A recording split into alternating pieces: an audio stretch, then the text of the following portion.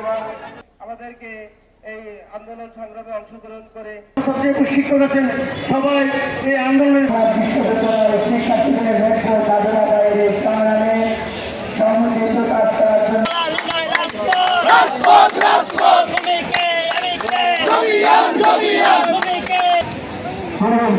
সংগঠন কেন্দ্রের পক্ষ থেকে আপনাদের আন্দোলনের সাথে সংযুক্ত জ্ঞাপন করছি।